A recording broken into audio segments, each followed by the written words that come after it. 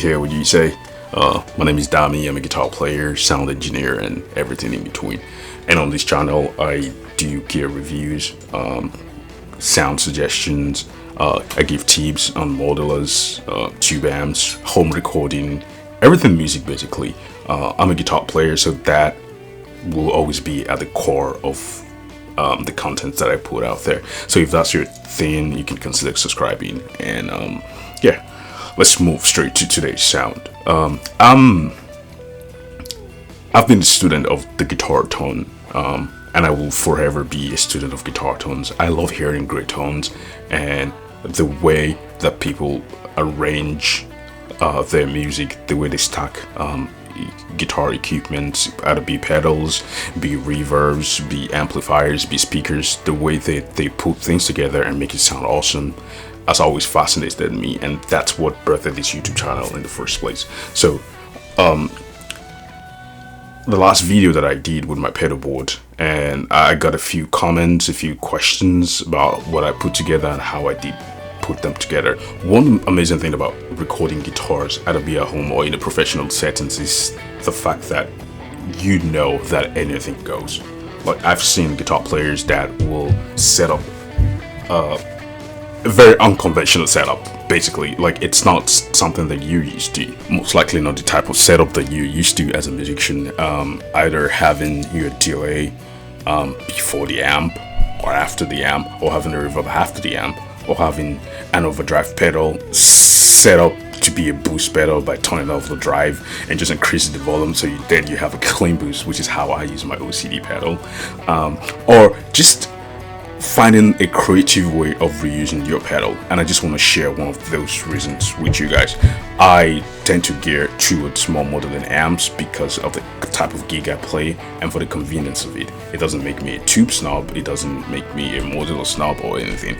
I actually have tube amps behind me that I utilize, and I'm also looking to get one more tube amp, just because I'm constantly in search for a great tone, and anything that makes me get to that destination faster, efficiently, and have a little fun along the way, I am in to try that out. So that's just my personal preference. It doesn't mean you have to go out all the time and buy new gear, or anytime I show a new gear on this channel, you rush to the market and buy one. That's not the purpose of this channel, and that's not what I stand for. I just use stuff, I try them out over a period of time, and if it's good, I can recommend that to you guys. And I'm still happy I'm not affiliated to any brand as of right now. Even when I am, I will let you guys know, and I will not push any product on this channel just because the brand told me to. I don't think that's what this channel is really about. This is about what I've used that works, and I'll recommend to you guys. So that being said, today I've been experimenting around my board, and if you saw my last video, if you've not seen it, you should go check it out there.